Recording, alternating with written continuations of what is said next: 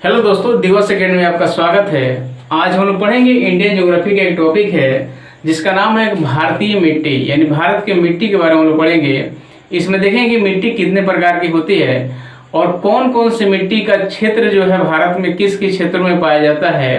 साथ ही साथ हम लोग देखेंगे कि जैसे कौन सी मिट्टी का क्षेत्र भारत में यानी क्षेत्रफल की दृष्टि से देखा जाए तो सबसे ज़्यादा है या सबसे कम किसका है, कौन सा मिट्टी ज़्यादा उपजाऊ है, कौन सा उपजाऊ नहीं है, ये सब चीज़ देखेंगे।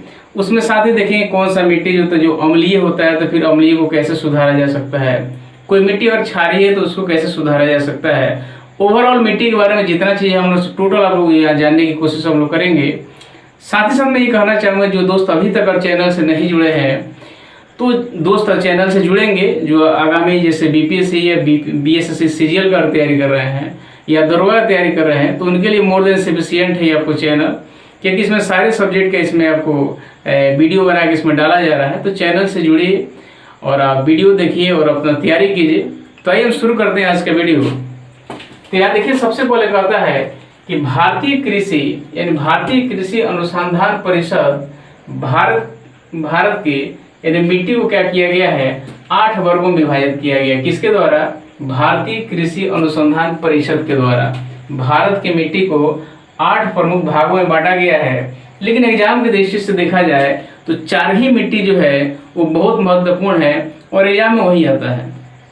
4 जो एक्स्ट्रा में है उसमें छोटे छोटे 2-2 लाइन की बातें हैं, वो एग्जाम में नहीं आता है। लेकिन 4 मिट्टियाँ मुख्य रूप से हैं जो एग्जाम की दृष्टि से महत्वपूर्ण है या कभी भी एग्जाम में अगर आएगी तो यही 4 से ही आएगी। तो हम लोग चारों मिट्टी के बारे में हम लोग पढ़ने की कोशिश करेंगे इसमें, जिसमें सबसे पहला जो है, पहला आपको जलोढ़ मिट्टी है, दूसरा आपको काली मिट्टी है, तीसरा आपको लाल या पीली मिट्टी है या इसको लेटराइट मिट्टी है। ये 4 प्रकार की मिट्टी मुख्य रूप से जो है एग्जाम की दृष्टि से इसको हम इसमें पढ़ेंगे। तो सबसे पहला आपको जलोढ़ मिट्टी है। तो आइए हम देखते हैं जलोढ़ मिट्टी के बारे में, उसका क्या खासियत है, क्या उसके बारे में है। तो जलोढ़ मिट्टी को इंग्लिश में एलुवियल सॉइल कहा जाता है, सबसे पहला बात। आगे है कि यह नदियों द्वारा लाई गई मिट्टी है, यानी जलोढ़ मिट्टी जो है ये नदियों के द्वारा लाई गई मिट्टी है और ये मिट्टी जो उन क्षेत्रों में पाई जाती हैं जहाँ पे नदी होता है, यानी नदी के आसपास में उसके तट के क्षेत्र में या उत्तर भारत के क्षेत्र में देखा जाएगा तो सबसे ज़्यादा इसका आपको विस्तृत क्षेत्र पाया जाता है। तो यह मिट्टी जो है ये नदियों द्वारा क्या है, ये नदियों द्वारा लाई गई मिट्टी है। दूसरा इसमें यह है कि इस मिट्टी में पोटास की अधिकता होती है। क्या होती है? इस मिट्टी में पोटास की अधिकता होती है, लेकिन नाइट्रोजन फास्फोरस की कमी इसमें होती है। क्या इसमें? इस मिट्टी में पोटास की अधिकता होती है लेकिन इसमें नाइट्रोजन और फास्फोरस की कमी होती है। ठीक है। नेक्स्ट है, यह भारत की सबसे उर्वर मिट्टी है अर्थात उपजाऊ मिट्टी है। क्या है? तो ये भारत की यानी चारों मिट्टी या 8 मिट्टी में अगर पढ़ेंगे तो सबसे ज्यादा उपजाऊ मिट्टी और कोई है तो आपको कौन सा है? तो आपको जलोढ़ मिट्टी ही है। तो क्या है? यह भारत की सबसे उर्वर मिट्टी अर्थात आपको उपजाऊ मिट्टी है। और आगे है कि इसे दोमट मिट्टी या कछारी मिट्टी भी कहा जाता है, यानी इसका नाम देखिए यहाँ पे, इसको दोमट मिट्टी के नाम से भी जाना जाता है या इसको आपको कछारी मिट्टी के नाम से भी जाना जाता है। एक तो नाम हो गया आपको दोमट मिट्टी, ये उसको आपको जलोढ़ मिट्टी, फिर इसको दोमट मिट्टी भी उसको कहा जाता है, फिर तीसरा आपको इसको कछारी मिट्टी कहा जाता है। फिर जैसे ही आगे बढ़ेंगे तो इस जलोढ़ मिट्टी को 2 भागों में बांट दिया जाता है। वो आगे से पढ़ेंगे हम लोग। आगे ये कहता है कि इस जलोढ़ मिट्टी में किस किस चीज का मात्रा होता है। तो सबसे पहले इसमें देखेंगे 40% आपको बालू की मात्रा होता है, यानी इस मिट्टी में बालू जो पाया जाता है वो लगभग आपको 40% आपको बालू इस मिट्टी में पाया जाता है। साथ ही साथ में 40% जो है इसको मृतिका यानी क्ले जो है इसमें 40% उसका मात्रा होता है और 20% जो है गाद होता है, यानी 3 चीजों से मिल करके ये जलोढ़ मिट्टी के द्वारा जलोढ़ मिट्टी का निर्माण होता है। और ये मिट्टी हम लोग जानते हैं कि नदी के द्वारा लाई जाती है जब बाढ़ हो रहा है तब।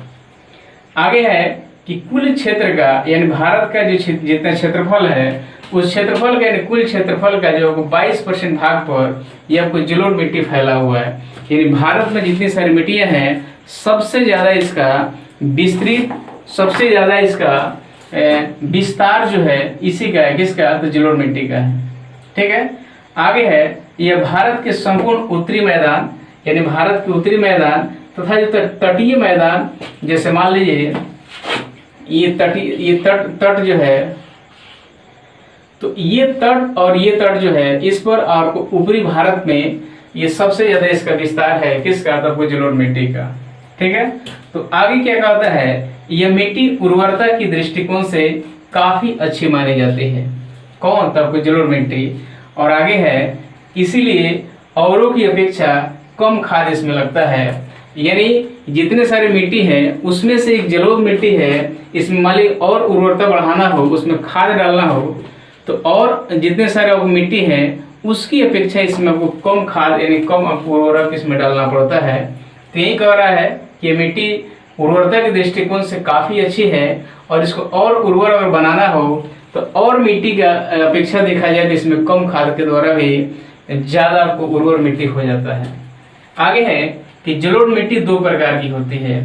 तो इसमें कौन है, तो सबसे पहला है नई जलोढ़ मिट्टी जिसको खादर कहा जाता है, एक पुरानी जलोढ़ मिट्टी है जिसको बांगर कहा जाता है। यहाँ पे समझिएगा आप लोग, ये खादर क्या है और बांगर क्या है।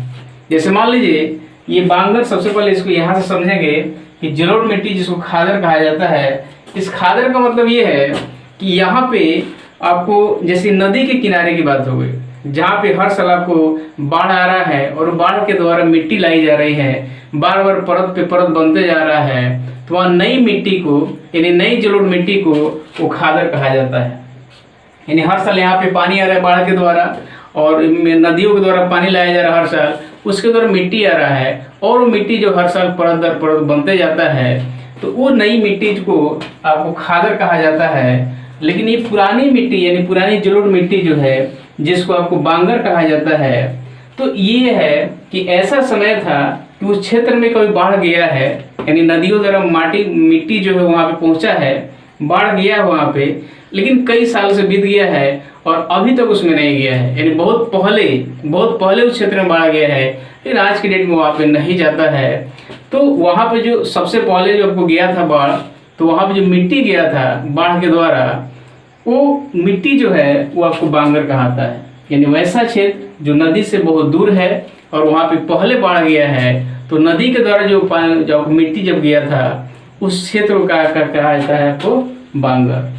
सीधा से एक बार और समझिएगा कि ये जो आपको एरिया जो है ये खादर वाला, ये आपको नदी के आसपास का क्षेत्र होता है और ये आपको पुरानी जलोढ़ मिट्टी अर्थात बांगर जो क्षेत्र होता है ये नदी के क्षेत्र से बहुत दूर के क्षेत्र होता है। ये कभी यहाँ पे बाढ़ गया था लेकिन उसके बाद फिर अभी नहीं गया है तत्काल में। तो पुरानी मिट्टी जो है, पुरानी जलोढ़ मिट्टी को आपको बांगर कहा जाता है। इतना क्लियर रखिएगा आप लोग। एक बार और समझ लीजिएगा, नई जलोढ़ मिट्टी यानी खादर वाला जो क्षेत्र है ये आपको वह क्षेत्र है जो नदी के किनारे है, और पुरानी जलोढ़ मिट्टी यानी बांगर जो क्षेत्र है ये नदी से बहुत दूर क्षेत्र है। यहाँ कभी बाढ़ गया था लेकिन उसके बाद अभी नहीं गया है, अर्थात नया मिट्टी वहाँ पे नहीं गया है। तो पुराने जो मिट्टी जो है उसी को बांगर कहा जाता है। इतना क्लियर होना चाहिए। एक लाइन और इसमें है कि यह मिट्टी में पोटास, चूना, फास्फोरस एवं एसिड की प्रचुर मात्रा पाई जाती है, लेकिन इसमें नाइट्रोजन में ह्यूमस नहीं पाया जाता है। क्या है इसमें ह्यूमस नहीं पाया जाता है। क्या है ये?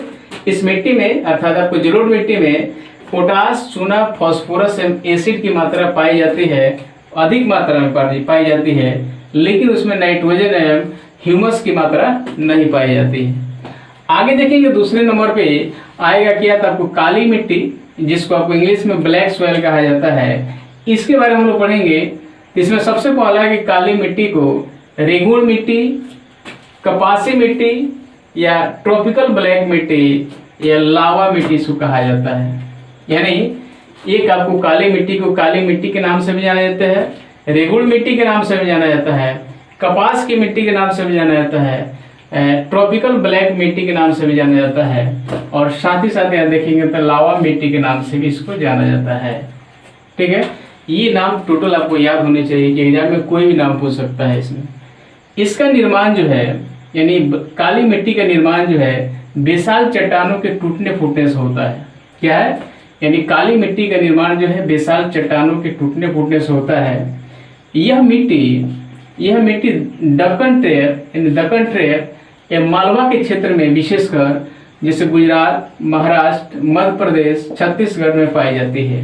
क्या है, यानी काली मिट्टी का जो क्षेत्र है ये क्या है, तो दक्कन ट्रेप या मालवा के क्षेत्र में विशेषकर देखें तो गुजरात में, महाराष्ट्र में, मध्य प्रदेश में, छत्तीसगढ़ में ये मिट्टी पाई जाती है। और सबसे ज़्यादा अगर ज़्यादा देखा जाए तो महाराष्ट्र में ज़्यादा इसकी मात्रा पाई जाती है। किसका, तो काली मिट्टी का। वहीं हम लोग देखें जलोढ़ मिट्टी का, तो जलोढ़ मिट्टी का क्षेत्र कहाँ पे है, तो इसका जो क्षेत्र है आपको उत्तरी मैदान, देखिए भारत के उत्तरी मैदान, भारत के हिमालय के नीचे भारत के उत्तरी मैदान और तटीय क्षेत्र जो है नीचे वाला ये क्षेत्र में आपको जलोढ़ मिट्टी पाई जाती है। और यहाँ पे जो है एक चीज और देख लीजिएगा, भारत में जितनी सारी नदियाँ हैं वो नदी के किनारे जितने सारे आपको क्षेत्र जो है वो सब में मिट्टी पाई जाती है, जलोढ़ मिट्टी। तो यहाँ पे क्या है, तो ये मिट्टी दक्कन ट्रेप एवं मालवा के क्षेत्र में विशेषकर गुजरात, महाराष्ट्र, मध्य प्रदेश और छत्तीसगढ़ में पाई जाती है। इसमें जो महाराष्ट्र है, ये महाराष्ट्र जो है इसमें सबसे ज्यादा आपको काली मिट्टी पाई जाती है। ठीक है, आगे देखेंगे कि इसमें सबसे अधिक आयरन, चूना, एल्यूमिनियम एवं जो तो मैग्नीशियम पाया जाता है। यानी काली मिट्टी में सबसे अधिक आयरन, चूना, एल्यूमिनियम एवं मैग्नीशियम पाया जाता है। ठीक है, इस मिट्टी का कौन सा, काली मिट्टी का, इस मिट्टी का काला रंग जो है टिटेनी फेरस फिर मैग्नीशियम एवं जीवांश के कारण होता है। यानी इस मिट्टी का काला रंग जो है टिटेनी फेरस मैग्नेटाइट एवं जीवांश के कारण ये आपको इस मिट्टी का रंग जो है काला होता है। एग्जाम में पूछ देगा कि काली मिट्टी का काला रंग क्यों होता है, तो टिटेनी फेरस मैग्नेटाइट एवं जीवांश के कारण। नेक्स्ट है प्रायद्वीपीय भारत में। अब प्रायद्वीपीय भारत कौन सा है, तो ये जो भारत का क्षेत्र जो है ये वाला, ये आपको प्रायद्वीपीय क्षेत्र होता है। नीचे वाला क्षेत्र जो है ये प्रायद्वीपीय भारत में काली मिट्टी सबसे अधिक पाई जाती है। ठीक है, यानी सबसे ज़्यादा, यानी भारत के ये जैसे मान लीजिए ये वाला आएगा, तो ये जो क्षेत्र है नीचे वाला ये प्रायद्वीपीय क्षेत्र है। और यही कह रहा है कि प्रायद्वीपीय भारत में काली मिट्टी सबसे अधिक पाई जाती है। ठीक है, आगे है कपास की खेती के लिए, किसके लिए, कपास की खेती के लिए सर्वाधिक उपयुक्त मिट्टी है कौन सा, तो काली मिट्टी। यहाँ पूछेगा कि कपास की खेती के लिए कौन सी आपको मिट्टी उपयुक्त है, तो काली मिट्टी, ब्लैक सॉइल। नेक्स्ट है कि यह मिट्टी काफी महीन होने के कारण जल धारण करने की क्षमता सबसे अधिक रखती है। यानी जो देखिए मिट्टी क्या है, छोटे छोटे रवों से मिलकर वो एक मिट्टी का निर्माण होता है। और ये काली मिट्टी में क्या होता है कि इसके रवे बहुत छोटे छोटे होते हैं, जिसके चलते समझिए कि सबसे अधिक जो है आपको पानी यानी वो जल धारण करने की क्षमता इसमें होती है, जिसके कारण जो उसमें फसल लगाया जाता है उसको ज़्यादा से ज़्यादा पानी मिल पाता है और समझ ग्रोथ ज़्यादा होता है। तो हम आएंगे तीसरा, आप देखेंगे तीसरा मिट्टी जिसका नाम है आपको लाल एवं पीली मिट्टी के बारे में। तो तीसरे नंबर पे क्या है, तो आपको लाल मिट्टी। इसके पहले हम लोग आप जलोढ़ मिट्टी पढ़ चुके हैं, दूसरा आपको काली मिट्टी और ये तीसरा आपको जलोढ़ मिट्टी है, सॉरी आपको लाल मिट्टी है। इसको आपको पीली मिट्टी के नाम से भी जाना जाता है और इंग्लिश में इसको क्या था, आपको रेड सॉइल कहा जाता है। चूंकि ये आपको इसमें पानी अगर नहीं है तो आपको रेड ही दिखता है, लेकिन अगर जल में अगर है तो फिर ये पीला कलर का दिखता है। यानी जल में अगर ये मिट्टी है तो ये पीला कलर का दिखता है, इसलिए लाल मिट्टी या पीली मिट्टी एक साथ लिखा गया है। हाँ, मिट्टी है एक ही है। इसमें देखिए क्या क्या दिया है, तो सबसे पहला है कि इस मिट्टी में सिलिका एवं आयरन की बहुलता होती है। यानी इस मिट्टी में, लाल मिट्टी में सिलिका एवं आयरन की बहुलता होती है, यानी उसमें अधिकता होती है। इस मिट्टी में क्या क्या पाया जाता है अधिक मात्रा में, तो सिलिका एवं आयरन। दूसरा है कि इस मिट्टी का निर्माण जो है कायांतित शैलों के टूट फूट से होता है। यानी आपको लाल मिट्टी का निर्माण जो है वो कायांतित शैल के टूट फूट से होता है। नेक्स्ट है कि इसका रंग जो है लाल होता है, वो किससे से लाल होता है, तो आयरन ऑक्साइड के कारण होता है। यानी ये मिट्टी जो है, लाल मिट्टी जो है इसका रंग लाल होता है, वो किसके कारण, तो आपको आयरन ऑक्साइड के कारण। नेक्स्ट है, लेकिन यह मिट्टी जो है जलयोजित रूप में जब होती है, अगर जल में होती है तो ये पीली कलर की दिखाई देती है, यानी पीला कलर का दिखाई देता है। और आपको जल से बाहर है, अगर हो सूखा है तो आपको लाल कलर का दिखता है। नेक्स्ट है, ये अम्लीय मिट्टी होती है। क्या है? ये मिट्टी जो है ये अम्लीय होती है, यानी इसमें अम्ल यानी एसिड की मात्रा ज़्यादा होती है। और हम लोग जानते हैं जो मिट्टी जो है अगर एसिड है, अम्लीय है, तो उसको उपजाऊ बनाने के लिए उसमें चूना का प्रयोग किया जाता है। नेक्स्ट है कि ये भूमि जो है, मतलब ये मिट्टी जो, मतलब ये मिट्टी जिस क्षेत्र में पाई जाती है वो आपको बंजर भूमि के रूप में पाई जाती है। मतलब उसको बंजर के रूप में, क्योंकि उसमें कोई आपको फसल नहीं होता है, क्योंकि वो एसिड के रूप में होता है, अम्लीय मिट्टी होता है। और अम्लीय मिट्टी होने का उसमें कोई फसल नहीं होता है और नहीं होता है, जिसके चलते इसको बंजर भूमि कहा जाता है। नेक्स्ट है, यह मिट्टी जो होता है छत्तीसगढ़, उड़ीसा, कर्नाटक, आंध्र प्रदेश, तमिलनाडु, झारखंड, नागालैंड के क्षेत्रों में पाई जाती है। ये कहाँ कहाँ पाई जाती है? तो ये मिट्टी जो है आपको छत्तीसगढ़ हो गया, उड़ीसा, कर्नाटक, आंध्र प्रदेश, तमिलनाडु, झारखंड, नागालैंड के क्षेत्रों में पाई जाती है। और साथ ही साथ देखेंगे तो मेघालय के जो गारो, खासी और जयंतिया पहाड़ी क्षेत्र जो है, साथ ही साथ वो राजस्थान के अरावली जो क्षेत्र है, इसमें भी ये मिट्टी पाया जाता है। तो कहाँ कहाँ पाया जाता है? ये मिट्टी पाया जाता है छत्तीसगढ़, उड़ीसा, कर्नाटक, आंध्र प्रदेश, तमिलनाडु, झारखंड, नागालैंड के क्षेत्रों में, तथा मेघालय के गारो, खासी, जयंतिया पहाड़ी और राजस्थान के अरावली क्षेत्र में पाया जाता है। ठीक है। नेक्स्ट है कि सबसे अधिक मात्रा में अगर देखा जाए तो ये लाल मिट्टी जो है ये तमिलनाडु एवं आंध्र प्रदेश के क्षेत्र में पाया जाता है। यानी सबसे ज्यादा विस्तार अगर देखा जाए, सबसे ज्यादा मिट्टी अगर देखा जाए वो लाल मिट्टी, तो कहाँ पे था? वो तमिलनाडु और आंध्र प्रदेश में ये मिलता है। नेक्स्ट है, इस मिट्टी में क्या है? तो इस मिट्टी में चूना का प्रयोग कर उपजाऊ बनाया जाता है, क्योंकि ये मिट्टी जो है ये क्या होता है? तो आपको ये अम्लीय मिट्टी होता है और इस अम्लीय मिट्टी को उपजाऊ बनाने के लिए इसमें चूना का प्रयोग किया जाता है, चूना का। नेक्स्ट है, इस मिट्टी में क्या है? तो आपको कपास, गेहूँ, दालें एवं मोटे अनाजों की खेती की जाती है। क्या है? यानी लाल मिट्टी में, रेड सॉइल में आपको कपास, गेहूँ, दालें, मोटे अनाज की खेती की जाती है। तो इसमें बस देखना क्या है कि क्या चीज़ से बनता है? तो कैंथरी सेल के टूट फूस से ये बनता है। इसमें किस चीज़ की अधिकता होती है इस मिट्टी में? तो सिलिका एवं आयरन की अधिकता होती है। दूसरी बात यह है कि इस मिट्टी का रंग जो है लाल क्यों होता है? तो आयरन ऑक्साइड के कारण होता है। ये मिट्टी कैसा होता है? तो अम्लीय मिट्टी होता है और इस अम्लीय मिट्टी को उपजाऊ बनाने के लिए इसमें किसका प्रयोग किया जाता है? तो चूना का प्रयोग किया जाता है। नेक्स्ट है, ये किन क्षेत्रों में पाया जाता है? तो आपको छत्तीसगढ़, उड़ीसा, कर्नाटक, आंध्र प्रदेश, तमिलनाडु, झारखंड, नागालैंड, साथ ही साथ आपको मेघालय की गारो, खासी, जयंतिया और राजस्थान के अरावली क्षेत्र में ही पाया जाता है। सबसे ज़्यादा पाया जाता है तमिलनाडु और आंध्र प्रदेश में। इसको समझिए कि उपजाऊ बनाने के लिए, क्योंकि आपको लाल मिट्टी क्या होता है? अम्लीय होता है और इसको उपजाऊ बनाने के लिए इसमें चूना का प्रयोग किया जाता है। इसमें पूछ देगा कि इस मिट्टी में कौन कौन से फसल का समझिए खेती की जाती है? तो आपको कपास, गेहूं, दालें और मोटे अनाज की खेती की जाती है।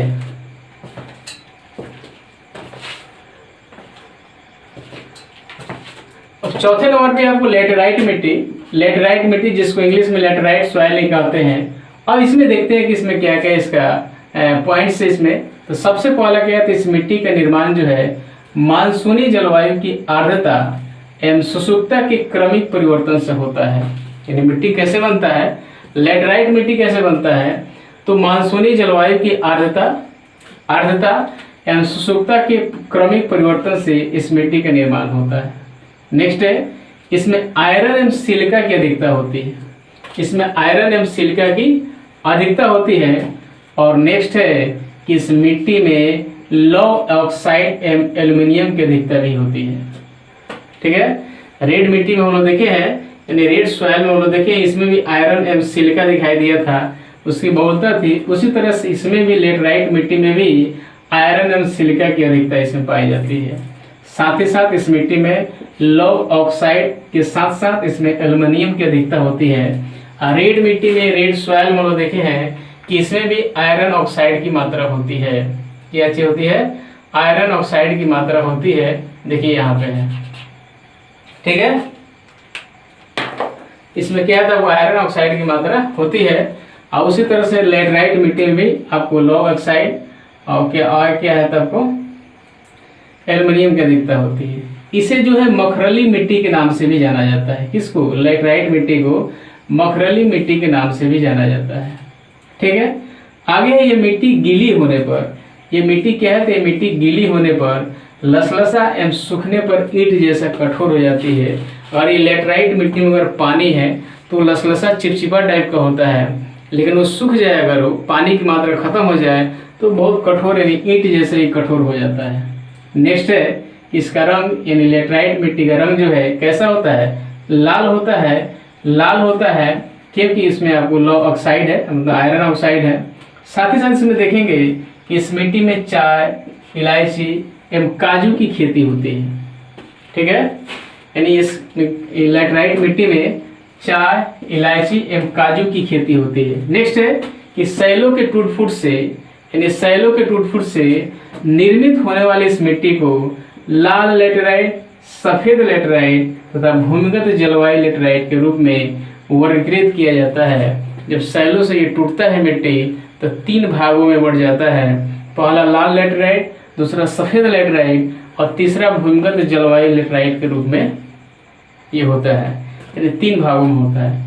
इसमें देखिए जो सफेद लैटेराइट मिट्टी जो होता है ये सबसे कम उर्वर होता है, यानी इसमें उपजाऊ की जो मात्रा होती है, उर्वरता की जो मात्रा होती है वो सबसे कम होता है इसमें, यानी औरों की अपेक्षा। इसे लाल लैटेराइट या इसको भूमिगत जलवायु लैटेराइट की अपेक्षा देखा जाए तो सफेद लैटेराइट समझिए कि कम उपजाऊ होता है।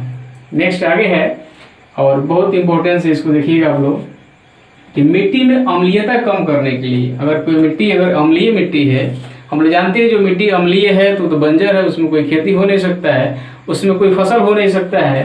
तो अगर कोई मिट्टी अम्लीय है तो उसको उपजाऊ बनाने के लिए उसमें चूना का प्रयोग किया जाता है। ठीक है, चूना का प्रयोग किया जाता है। अगर वही कोई मिट्टी जो होता है क्षारीय है, बहुत क्षारीय है, तो फिर भी उसमें कोई फसल नहीं होगा, तो उसको भी आपको उपजाऊ बनाने के लिए उसमें किसका प्रयोग किया जाता है? तो जिप्सम का प्रयोग किया जाता है। ठीक है, तो इसको भी देख लीजिएगा। इसमें अधिकता इस लैटेराइट मिट्टी में क्या चीज़ का अधिकता है? आयरन एवं सिलिका का, लौ ऑक्साइड एवं एल्युमिनियम की अधिकता इसमें भी है। इसको मखरली मिट्टी के नाम से भी जाना जाता है। नेक्स्ट ये है कि इसका रंग लाल होता है। इसमें किसकी खेती की जाती है? चाय, इलायची एवं काजू की खेती की जाती है। साथ ही साथ देखेंगे कि जब टूटता है तो 3 भागों में बढ़ जा रहा है, मुख्य रूप से लाल लैटेराइट, सफेद लैटेराइट एवं भूमिगत जलवायु लैटेराइट। इसमें से जो सफेद लैटेराइट होता है वो सबसे कम उपजाऊ होता है। और लास्ट में 2 चीज़ ये पढ़ना है कि मिट्टी में अम्लीयता अगर है तो अम्लीयता को दूर करने के लिए, अम्लीयता को कम करने के लिए उसमें चूना का प्रयोग किया जाता है। और मिट्टी क्षारीय है तो क्षारीयता को दूर करने के लिए, सीधा सी बात है, दूर करने का मतलब ये है उसको उपजाऊ बनाना। तो अम्लीय मिट्टी को उपजाऊ बनाने के लिए चूना का प्रयोग और क्षारीय मिट्टी को उपजाऊ बनाने के लिए आपको जिप्सम का प्रयोग। मैं आशा करता हूँ कि वीडियो आपको अच्छा लगा होगा। वीडियो अगर अच्छा लगा है तो लाइक कीजिए, सब्सक्राइब कीजिए, दोस्तों के पास शेयर कीजिए। वीडियो देखने के लिए बहुत बहुत धन्यवाद।